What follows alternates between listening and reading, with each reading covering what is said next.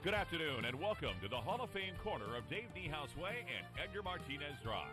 This is the On Deck Show, presented by T-Mobile. Now, here's your host, Aaron Goldsmith.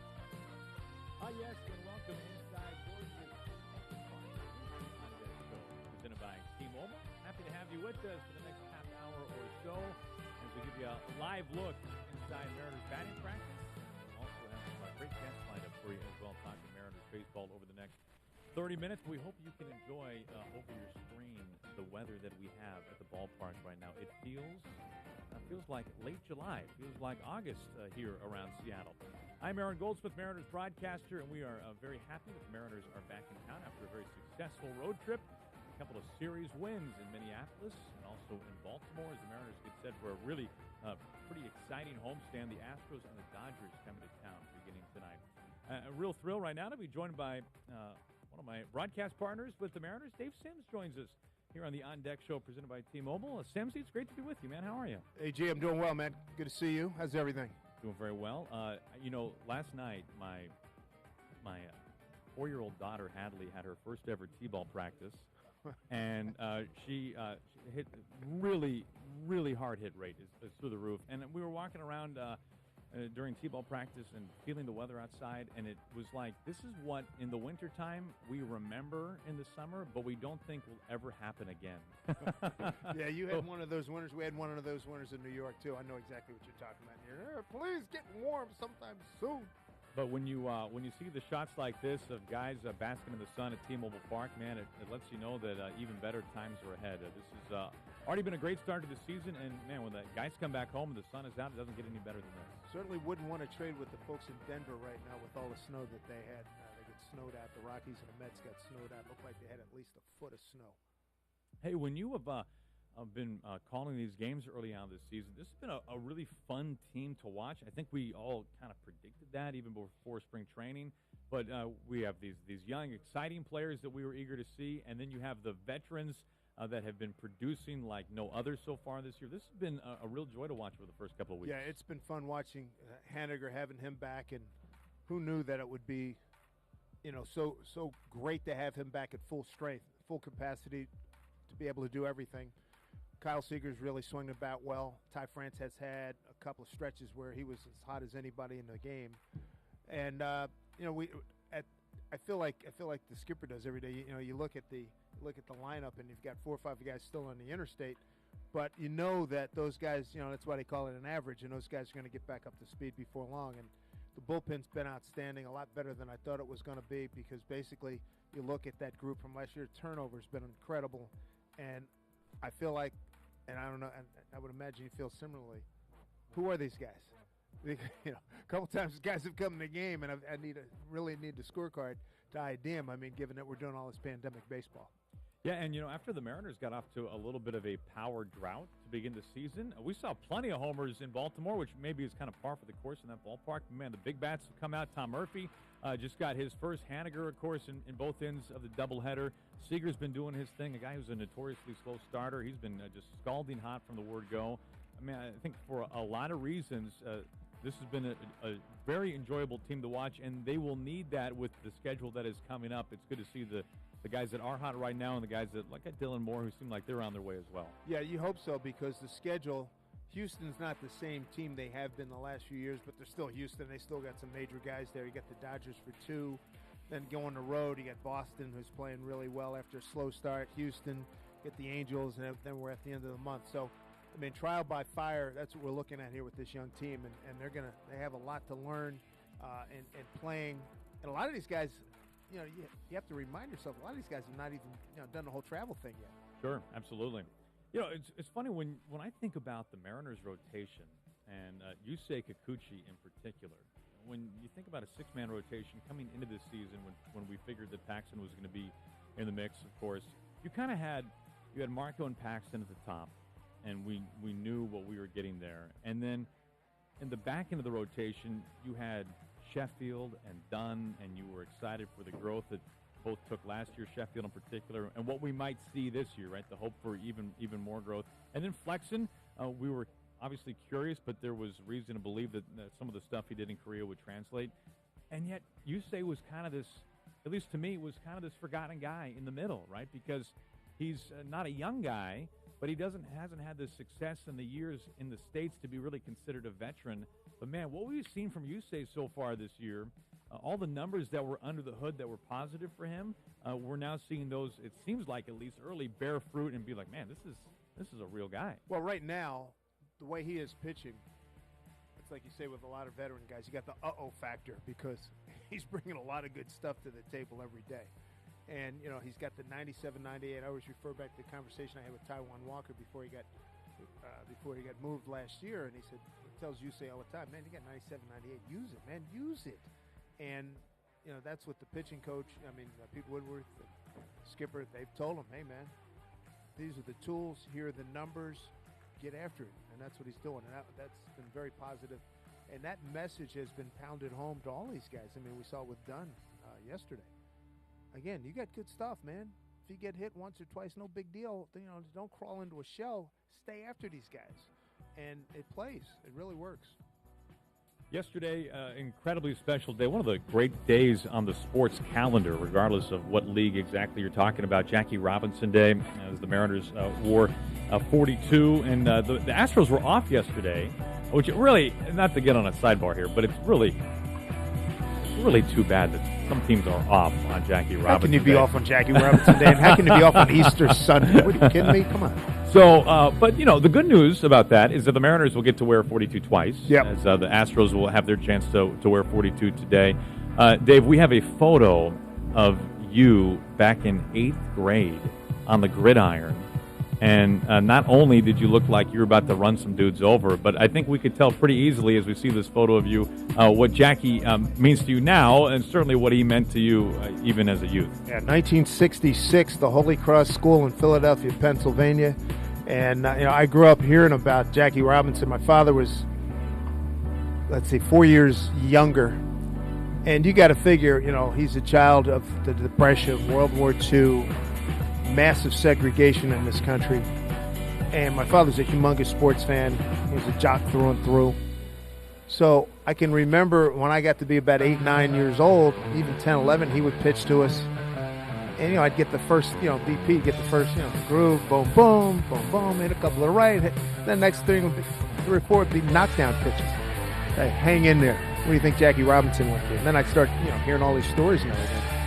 And, I've read a ton about Jackie Robinson. I played golf with friends of his who knew him well. I've met Mrs. Robinson. I once ran across against traffic running across 7th Avenue and 49th Street in Manhattan because I saw Mrs. Robinson on the far corner and went over to say hello.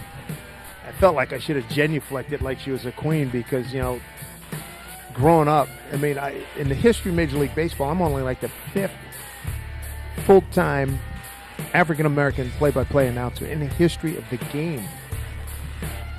So what Jackie Robinson did, I'm on his shoulders. And this has directly affected me. It's one thing to say you got a historical figure out there and you read about him and, pluses and minuses and all that kind of stuff. I always say outside of my dad, he's probably my biggest hero for what he did, what he stood for. And I say this all the time. This game, it's a wonderful game. It's a great game. It's one of the toughest games to play. But, 30% success rate, you're a superstar. And to do this day in and day out for the 10 years he played in the major leagues, and those first 3 years where he's a man's man, and he has to take all this abuse, and there's a reason why he died at 53 of diabetes. The spirit, the strength of this guy and his wife are immeasurable. And again, I'm not sitting here talking to you if he doesn't do this. And I was inspired to get into broadcasting because I was a pretty good athlete, but I knew I was going to make the majors. But somebody said, you know what, you could get in sports media, and that's how I got in. Well, what Major League Baseball has done to help further promote Jackie Robinson Day and make it really a major, major point on the sports calendar is so wonderful, and the impact of it. And you're right, we hear from so many players of color how much Jackie means to them, but hearing you talk about it and from even more of a maybe direct connection in terms of your path to get here is very cool. Thank you for sharing that, Dave. Yeah, sure. No, my pleasure. And I grew up watching in old film and looking at game programs, because you got to remember when Jackie Robinson broke in, and Ken Burns had people outlining, it's so true. Brooklyn Dodgers were Black America's team. And then a lot of folks, and when Willie Mays and all those guys were the Giants, but essentially Brooklyn Dodgers were Black America's team. And growing up in Philly, and they were in the World Series seemingly every year in the 50s. And with Nuke and Campy, and Campanella's from Philly, not far from where I grew up. And it was a treat and a pleasure and almost like a religious experience for my dad and his peers to jump in a car, jump in a train, and go from Philly, easy, 2.5 hour drive, 2 hour drive to Ebbets Field to watch these guys play in the regular season and or the World Series. So, I mean, it really was. To hear those stories. I mean, even today, I can think of being in the group, being the little kid in the barbershop and listening to these guys talk about it. And it's really freaking awesome. And the awe and respect that they have, because, you got to figure, black guy playing in the major leagues, it was unheard of. And a lot of guys didn't think they'd live to see it. And to this day, it's funny, I was moving some stuff out before I came out here. Came across an article, 1993. Phillies were playing the Blue Jays in a World Series. And a guy from the Philadelphia Inquirer, an alma mater of mine, I used to work there. He went to a section not far from where I lived to a barbershop. So the Phillies in the World Series, the essence of it. Hey, Phillies in the World Series, you're all fired up, right, guys? It was a black barbershop. They didn't want to hear it. Who gave Jackie Robinson more grief? Nobody than the Phillies, with the Cardinals a close second. And the whole article was about, hey, man, I'm old enough to remember. I saw it. I was there. I heard it. So you're not going to sell that to me. And it's just, so when you think about that, and a lot of that generation has since moved on, but I'm glad that I have no resentment against the Phillies. Matter of fact, the coach I played for in high school was one of the holler guys, one of the bench jockeys that was on him all the time. And I played for this guy, and he treated me like a son. And we never talked about it. I heard this secondhand, that he was one of the bench jockeys who was, he wasn't portrayed in the movie 42, but I know it's real. So that's my connection to it. And, again, being in every phase of my career in broadcasting, I've always been the only black guy in the room. So I don't know how many people could, I don't know how many white people could handle a situation where they'd be the only white person in the room and a bunch of black folks, which, I'm sure it'd be fine, but it's different. And a lot of guys don't go through this. White guys don't have to go through this type of thing. And also, I've had people ask me, well, why don't we have more guys following you? I don't really have an answer. I think, in all the sports, in football, baseball, basketball, it's a sociological thing, and it's an economic thing. And I when I do get a chance to mentor, young black kids that, have reached out to me over the years, I gladly do it. And I still pay tribute to Bill White, because he's one of my heroes, because he was the first black guy I saw do sports anchoring and sports broadcast. And he's 87. I call him once or twice a year. Hey, how are you? I said, I still pay tribute to you. Deep to left. His call on the Bucky Dent home run. So that's my story, man. That's a great story. That's so great. And we're so glad that I know you've shared it with us on radio before, on Roundtable, or variations of that. But to be able to go long form on it, man, that's really special. So thank you. Yeah, you're very welcome. Well, that is Dave Sims, Mariners TV broadcaster. Simsy, thanks for hanging out with us for a little bit. Good to be with you guys. Here on the On Deck Show, presented by T-Mobile. Well, we will be hearing from Mackenzie Mitchell of the Mariners Community Relations in just a few moments, as we'll be talking about some things off the field with the Mariners. Don't forget to use the hashtag #CSRise during today's On Deck Show for a chance to appear right here on the program. Now, remember, if you're attending any of the games during the Mariners homestand against the Astros or Dodgers, visit mariners.com/safety to get the information on new health and safety policies and protocols in place, including enhanced cleaning, social distancing, mask mandates, and much more.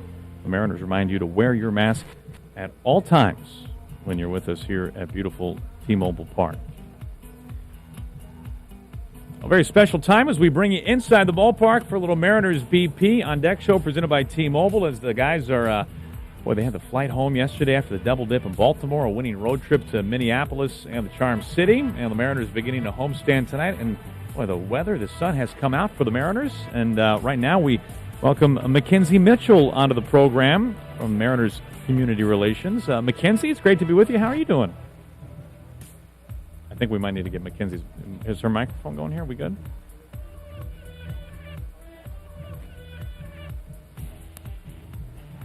Mackenzie, are you there? Okay, very nice. Mackenzie, it's great to have the Mariners back in town. What on earth does the front office do when the Mariners are gone?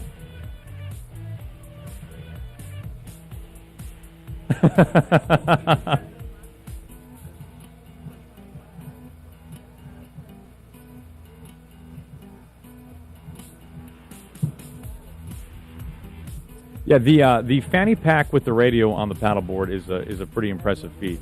We haven't seen that duplicated yet, but it's a nice innovation on your part, and we're glad that people are bringing the radio with them wherever they might be. That's always the goal. Yeah, we've got to listen to Mariners baseball while we're on the water. Well, Mackenzie, we are happy that the Mariners can celebrate Jackie Robinson Day once again, as the Mariners wore 42 in Baltimore, and unfortunately, the Astros were off on Jackie Robinson Day.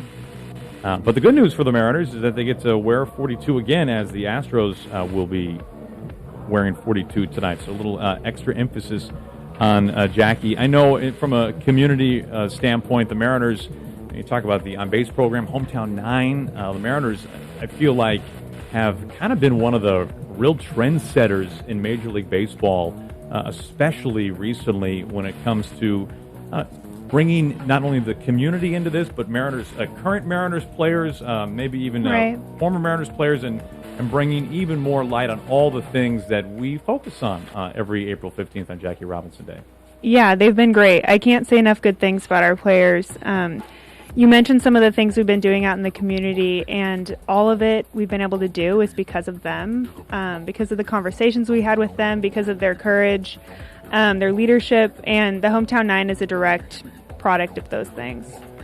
Now, the Hometown 9 has been out long enough that we have talked about it on various platforms, and in fact, we have seen some of the young student athletes who are already benefiting from this, but there are probably people watching right now who haven't heard of the Hometown 9. So for those folks, can you tell us a little bit about it?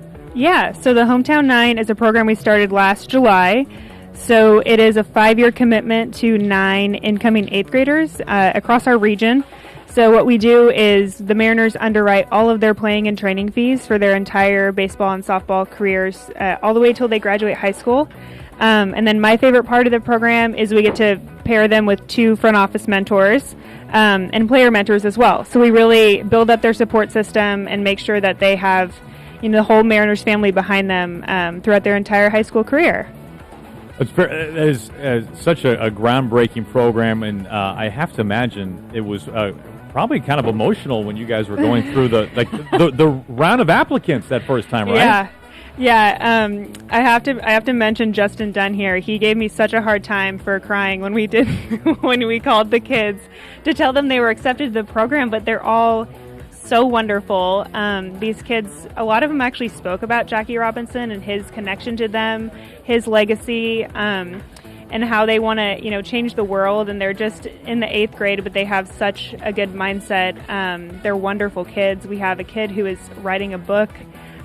We have Tyson, who we've brought out to the ballpark. He has half a heart, and he is still playing baseball and designing shoes, and the group of kids is just outstanding.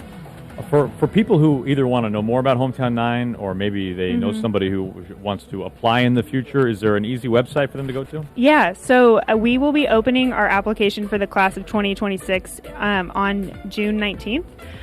So they can just go to mariners.com/hometown9, and it will take them to our site. Our applications will be opening then, so it's open to all 8th graders who are in King, Pierce, or Snohomish County. They have to be a baseball or softball player who's interested in continuing to play, and we would invite all kids from BIPOC communities to apply. Very nice. That's phenomenal. Hey, can you tell us about some programs or commitments? We talked about Hometown 9 that the Mariners have made that directly continue the legacy of number 42, Jackie Robinson? Sure. So I think we talk about Jackie a lot on the baseball field for good reason. He was obviously a tremendous player, but he also was really active in the pursuit of social justice. He was a pioneer both on and off the field, and his legacy to be more than an athlete and to use the platform as baseball for change is something that I see directly in our players. And out of the conversations that we had this summer with them, some of our staff members, our fans, and our community members, we made 4 commitments back in July that we hope will directly advance social justice and racial equity in our community, and just really simply make our communities places where everyone can thrive. You know, the buy-in, I know you referenced this earlier, the buy-in from the players has been remarkable. Did this surprise you? When you approached these guys to, they have such a routine and they're obviously very involved in their own careers and competing at the highest level, and but the time that they have given of themselves seems remarkable. It is remarkable. I can't say I'm surprised just by knowing the character of these men. Dave was talking about how fun the team is to watch. I feel that too as a Mariners fan, but for me, all of that excitement is compounded by knowing the kind of men they are off the field, and this was not something that we came to them and asked for their help on. It was a collaborative conversation where they talked to us about issues that they had when they were playing youth baseball, changes that they would like to see. We only have 8% of MLB players are black men, and there's a reason that we have such a small percentage, and it's because baseball is not accessible for youth from lower income households. It's not accessible for a lot of BIPOC communities, and this program was something we designed with them to make the game easier to play. Well, it's awesome. It's been really fun to see this already develop and become such a major part within the organization, a major program, and to see the guys get involved with it is pretty great. And I have to imagine it gives you as you were referencing, a much different lens when you're watching or listening to Mariners baseball. Yeah, it does. I have to give credit. The conversations we had with Kyle Lewis, J.P. Crawford, Justice Sheffield, Justin Dunn, Shed Long, anything we've asked them about the program, they've been all in from the start. And even when they're with the kids, it's just like they're naturals, and it makes my job so much easier. The kids appreciate it, and it should make Mariners fans even more excited for the team we have, because the chemistry they have in the clubhouse, the guys they're just, I can't say enough good things. Now, I know Kyle Lewis got those custom cleats the other day, but it seems like Dunn is really the shoe guy, right? I don't know. You might have to ask them that. I think Dunn claims to be the shoe guy. Not the issue, but the reason that Kyle got the cleats was that he surprised Tyson, who's our mentor or our fellow, and they had a bond over Jordans because Kyle's a Jordan guy, and Kyle made the call to Tyson, and they just kind of hit it off from the beginning. And Kyle said, "Hey, I want to send you some shoes and have you design them for me," and Tyson did, and Kyle was so good with him. He came out, he tried on the cleats. He signed his shoes. He gave them to Tyson. They had a swap, and I'm pretty sure this was the best day of Tyson's life. I don't doubt it. It was like 10 minutes, but I think I was invisible the entire time, and I probably will be for the next year. Mandy Lincoln and I are very lucky to be Tyson's mentors, and I think we take a very far back seat to Kyle, but I think that's understandable at this point. Yeah, that would happen to anybody who was part of that Kyle Lewis pair. Yeah. Hey, Mackenzie, this has been great to catch up with you. Tell us that website once again for the Hometown 9. Yeah, so all of our community stuff can be found at mariners.com/community. Hometown 9 specifically can be found at mariners.com/hometown 9. All right, Mackenzie, we appreciate you swinging by. Enjoy the Mariners game tonight. Enjoy some sunshine. Thank you. You too, Aaron. Good to see you. Likewise. That is Mackenzie Mitchell of Mariners Community Relations, and that'll just about do it for today's On Deck show presented by T-Mobile. Don't forget to tune in this evening. We got Game 1, Mariners and the Astros. You can catch it on your television on Root Sports, and as always on the radio on 710 ESPN Seattle. We'll be back with you for another one of these On Deck shows presented by T-Mobile coming up on Monday at 4:30 before the Mariners game against the Dodgers. So until then, we're so glad you could be with us here today. Enjoy the ball game. Enjoy some sunshine. I'm Aaron Goldsmith. We'll talk to you again on Monday.